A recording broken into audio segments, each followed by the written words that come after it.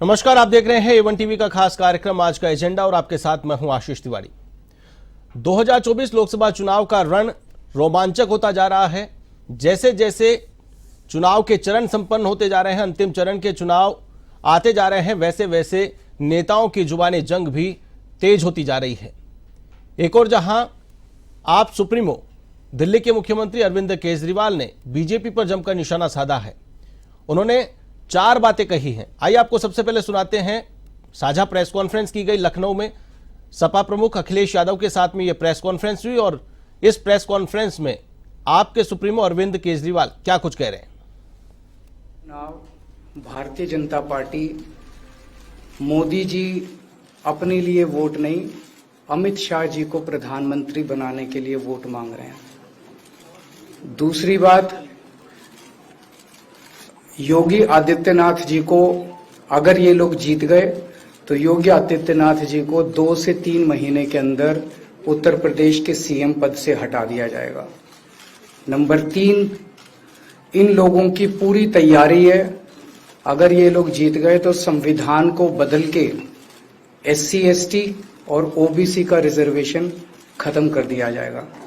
और नंबर 4, जो आंकड़े अब देश भर से आ रहे हैं वो ये दिखा रहे हैं कि 4 जून को इंडिया गठबंधन की सरकार बनने जा रही है और NDA को और बीजेपी को बहुत कम सीटें मिलने जा रही हैं। लोकसभा चुनाव 2024 के रण में आरोप प्रत्यारोप का दौर लगातार जारी है और इसी पर आज का एजेंडा में चर्चा करेंगे। और चर्चा करने के लिए मेरे साथ स्टूडियो में मौजूद हैं बीजेपी प्रवक्ता सुरेश गर्ग जी, आपका बहुत बहुत स्वागत है।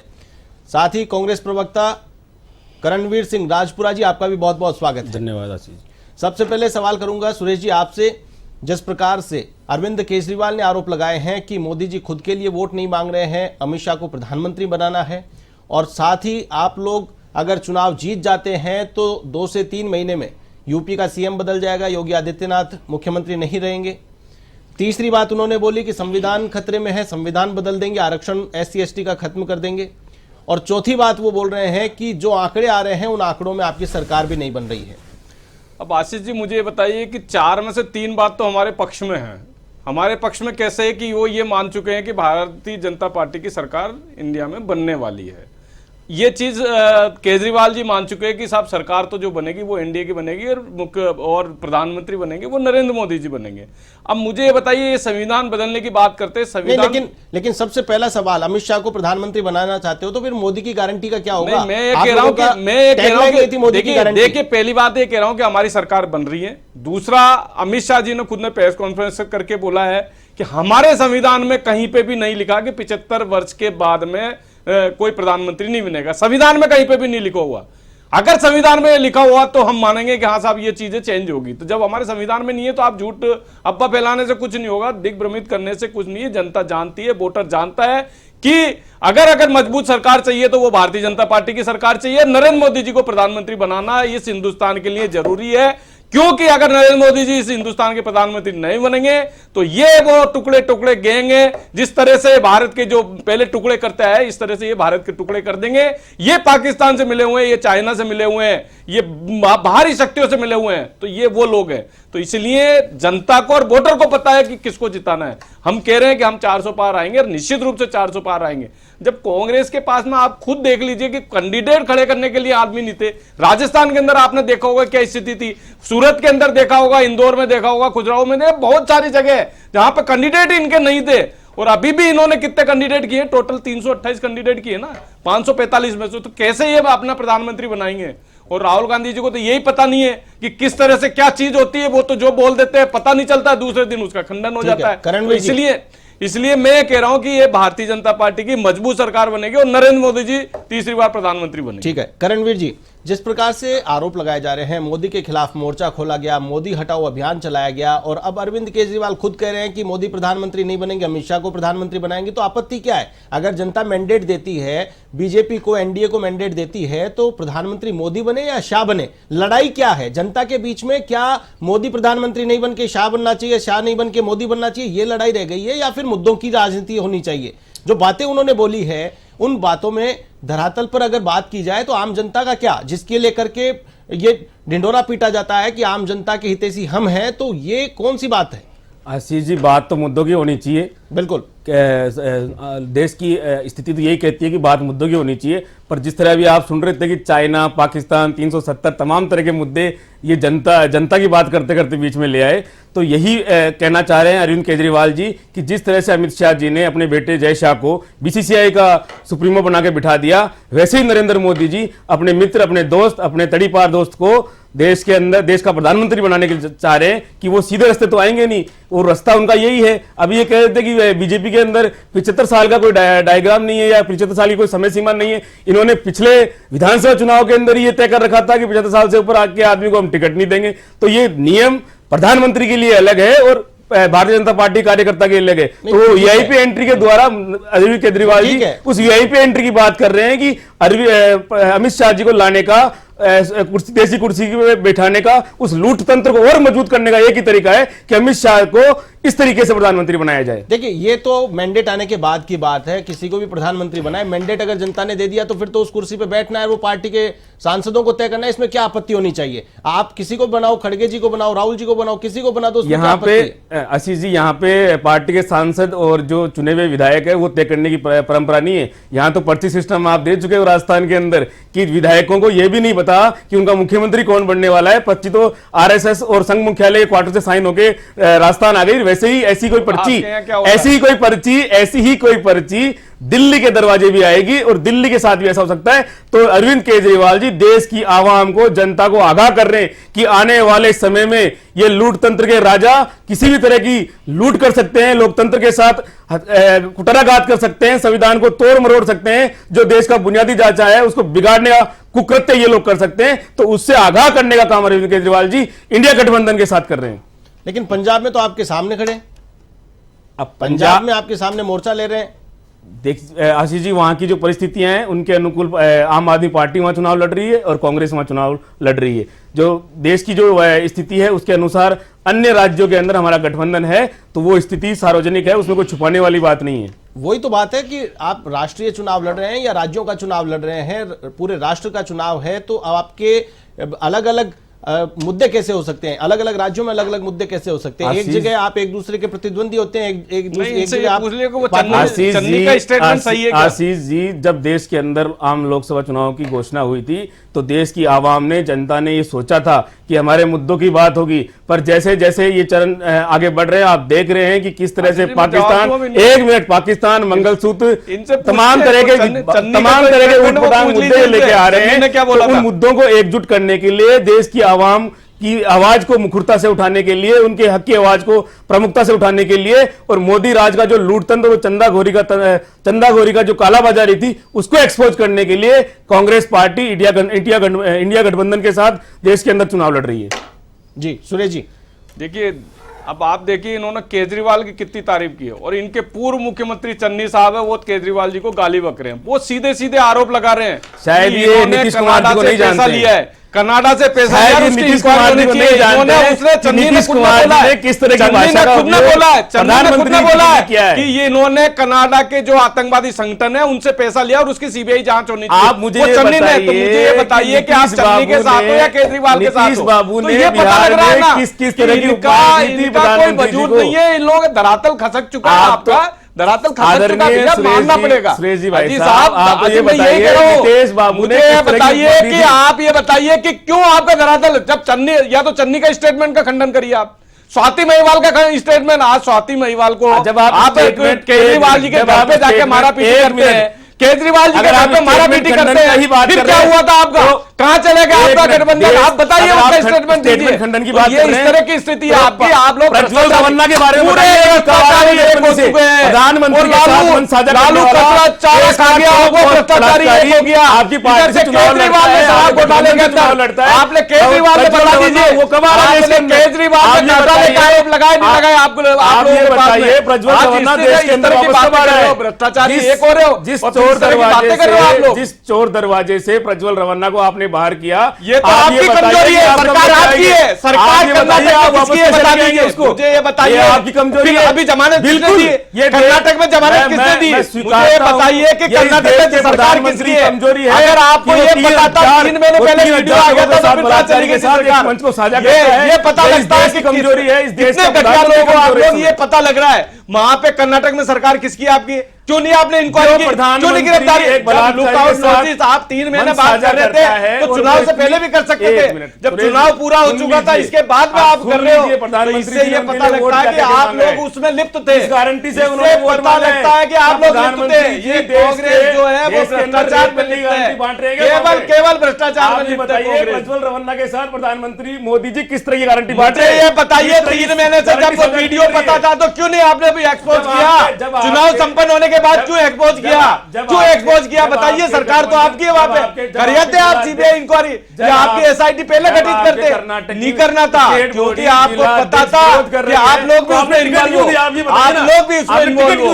जब आपके यही तो बात है कि आप लोग किस तरह से इन्वॉल्व हो, ये पता लग रहा है। अगर आपको करना होता तो 3 महीने पहले कर लेते उस काम को जो अभी कर रहे हो आप। और फिर जमानत कैसे मिल गई उसके पिताजी को? इसका मतलब उसके पिताजी को जमानत कैसे मिल गई? आप लोगों की कमजोरी की वजह से मिली ना जमानत। वाले समय में अमित शाह और जैसा के लिए वो भी दरवाजे यूज किए जाएंगे। वो तो आप लोग जेल में जाओगे, जमानत पे चल रहे हो। अभी देखना आप 4 जून के बाद में क्या हालत होगी, भाग जाओगे विदेश में, भागेगा वो शहजादा विदेश में भागेगा। अभी पता लगेगा अरेस्ट करने के लिए वहां पे। मैं बता रहा हूँ आपको, शहजादा 4 जून के बाद गायब नहीं हो जाते हिंदुस्तान से। न्यायालय से ऊपर है तो शहजादा 4 जून के बाद में गायब नहीं हो जाता। मैं चैलेंज के साथ कहता हूँ, वो शहजादा चला जाएगा बाहर। सुरेश जी आप सुनिए, मैं यही कह रहा हूँ जेल आपको। भेजने का दावा कर रहे हैं तो इसका मतलब जेल भेजना आपके हाथ की बात है। मैं आप लोग भ्रष्टाचार के लिए जेल भेजेंगे। हाँ, निश्चित रूप से जेल भेजेंगे। निश्चित रूप से जेल भ्रष्टाचारियों को निश्चित रूप से करणवीर जी, सुरेश जी,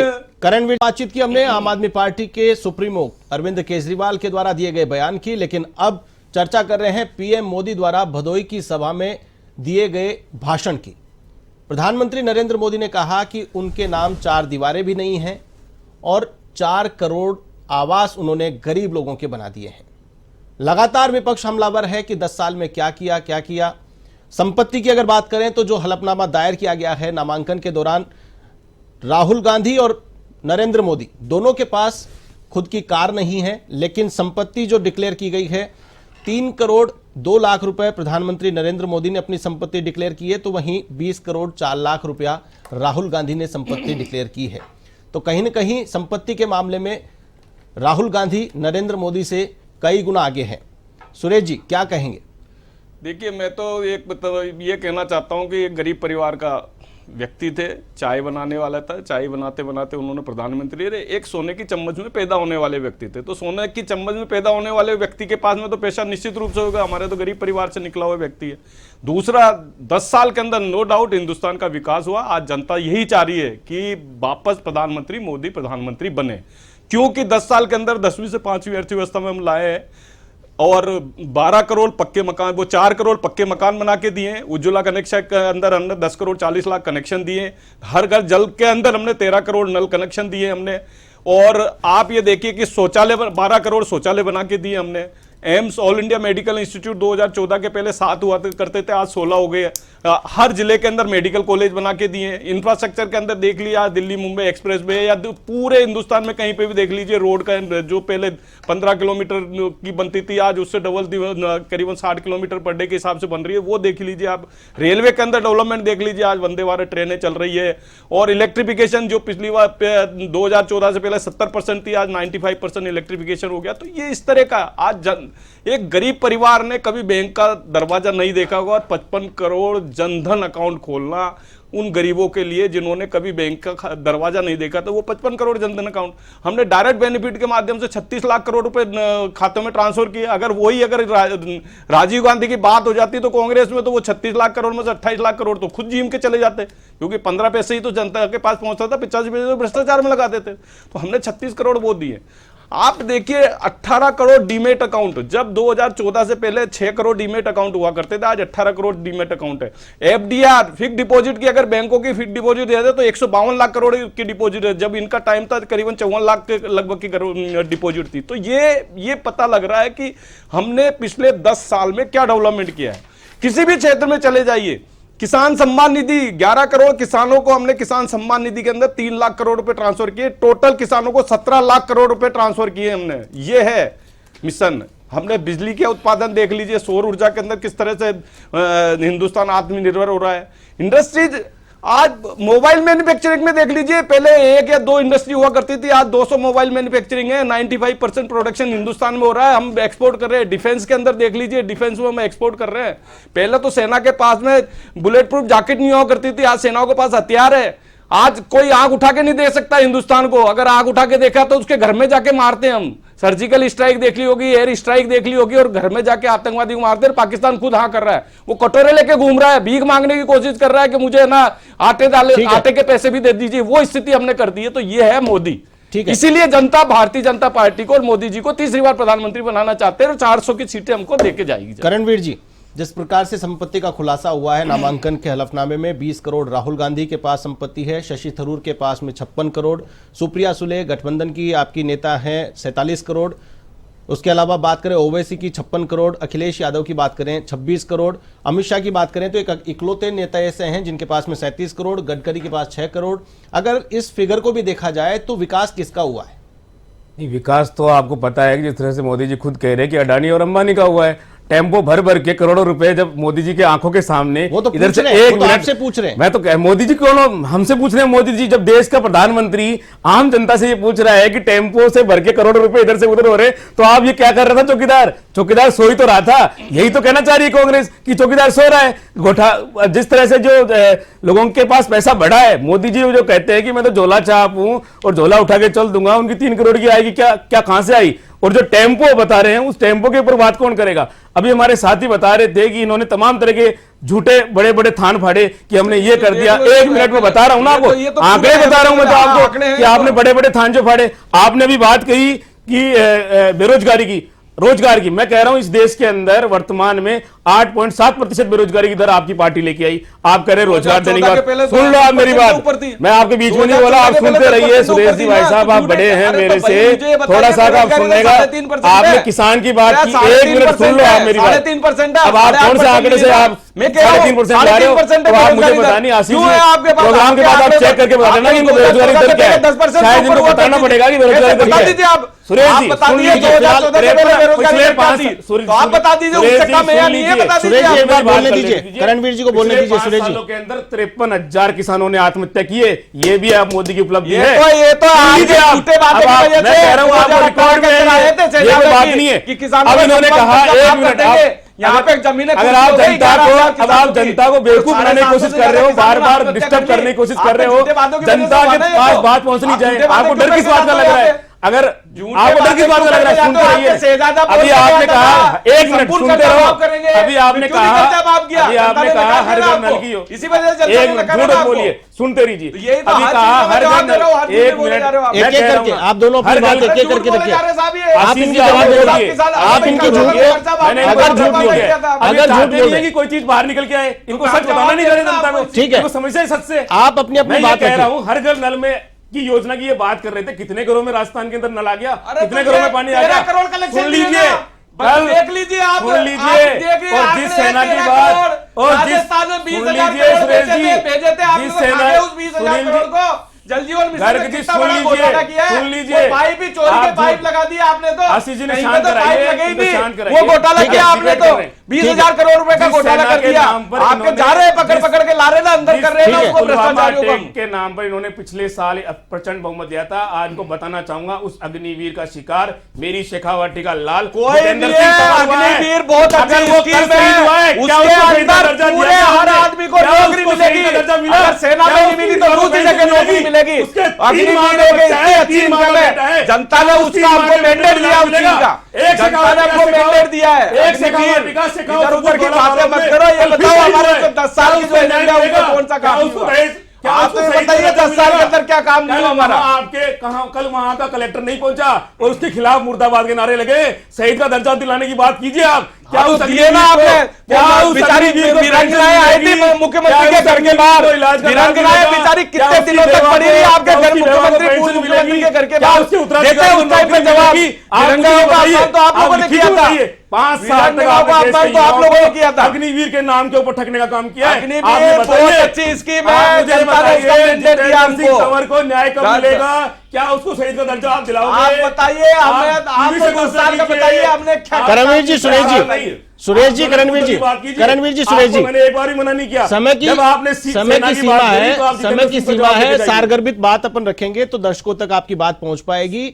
ये जो मंच है, आप दोनों को एक एक मिनट का समय देता हूं, एक मिनट, एक दूसरे को इंटरप्ट मत करिए। आप अंदर मैं कह रहा हूं 13 करोड़ आप एक दूसरे को इंटरप्ट मत करिए। सुरेश जी, सुरेश जी, मेरे 55 करोड़ सुरेश जी, सुरेश जी, कि पक्के मकान बना के दिए। सुरेश जी, सुरेश जी, आप अपनी बात रखिए एक बार, ठीक है? करणवीर जी, करणवीर जी, सुरेश जी, एक एक मिनट का समय, एक दूसरा इंटरप्ट नहीं करेगा। सिर्फ करणवीर जी 1 मिनट तक आप बोलेंगे, 1 मिनट तक सुरेश जी बोलेंगे। सबसे पहले करणवीर जी, मैं 1 मिनट इनसे ये पूछना चाह रहा हूं, जिस अग्निवीर के नाम पर इन्होंने करोड़ों युवाओं को के सपनों को धूमिल किया, उनके साथ कुठाराघात किया। मेरे इस जयपुर शहर से, आप अभी जहां राजधानी बैठे हो, यहां से 90 किलोमीटर दूर नीमका थाना के अंदर जितेंद्र सिंह तंवर 3 दिन पहले शहीद हुआ है। उसको शहीद का दर्जा कब मिलेगा? उसके 4 माह का बच्चा है, वो पूछ रहा है इस मोदी सरकार से, क्या हुआ इस मोदी की गारंटी का? क्या उसकी मां को पेंशन मिलेगी? क्या उसकी बेवा को नौकरी मिलेगी? क्या उसके परिवार को मेडिकल और जो शहीद का लाभ होता है वो मिलेगा? इसी न्याय की बात कर रहा है राहुल गांधी, इसी न्याय की बात कर रहा है राहुल गांधी कि आते ही इस अग्निवीर योजना को खत्म करके और पुरानी योजना चालू की जाएगी। सैनिक को सम्मान मिलेगा, किसान को न्याय मिलेगा और युवा को रोजगार मिलेगा। इन 5 गारंटियों के साथ राहुल गांधी मैदान में है। सुरेश जी, 1 मिनट अब आपका समय। देखो जी, मैं भ्रष्टाचार, जो भ्रष्टाचारी लोग हैं ना, वो बोलते ज्यादा काम कम करते हैं। मुझे ये बताइए कि सेना को 1 रैंक 1 पेंशन किसने दिए? मोदी जी के आने के बाद में भी दी। सेना को सम्मान किसने दिया? सेना को आज वर्दी मिली है, अगर बुलेट प्रूफ जैकेट मिली है, वो मोदी जी ने दिए। सेना अगर बॉर्डर पे मजबूत है तो वो मोदी जी की वजह से है। सेना को अगर वीपन्स दिए तो वो मोदी जी ने दिए। आपके नेता ने तो जो रक्षा मंत्री एंटोनी थे, उन्होंने खुद ने बोला था कि हम है ना बॉर्डर को इसलिए इंफ्रास्ट्रक्चर डेवलप नहीं करते इससे कि बाहर की सेनाएं आ जाएगी। ये उनका स्टेटमेंट है, जबकि मजबूत रहनी चाहिए बॉर्डर, लेकिन इन्होंने बॉर्डर को मजबूत नहीं किया, ये उनका स्टेटमेंट है। तो इससे पता लगता है कि ये किस तरह के लोग हैं, किस तरह से ये भ्रष्टाचार में लिप्त हैं, किस तरह से सेना के नाम से इन्होंने लूटा है देश को। ये किया इन्होंने। जितेंद्र सिंह तंवर, चलिए आज की चर्चा में आप दोनों मेहमान शामिल हुए हैं। आप दोनों का बहुत बहुत धन्यवाद। करणवीर जी और सुरेश जी, आप दोनों ने अपनी अपनी बात रखी है, अग्निवीर को लेकर के सवाल खड़ा किया है। करणवीर जी ने कांग्रेस की ओर से, और तो वहीं अग्निवीर को लेकर के जवाब दिया है सुरेश जी ने। देखना होगा कि 4 जून को जनता किसकी बात पर भरोसा करती है, किसकी गारंटी पर भरोसा करती है। आज का एजेंडा में फिलहाल के लिए बस इतना ही। कल किसी और मुद्दे के साथ फिर हाजिर होंगे, तब तक के लिए मुझे दीजिए इजाजत। नमस्कार।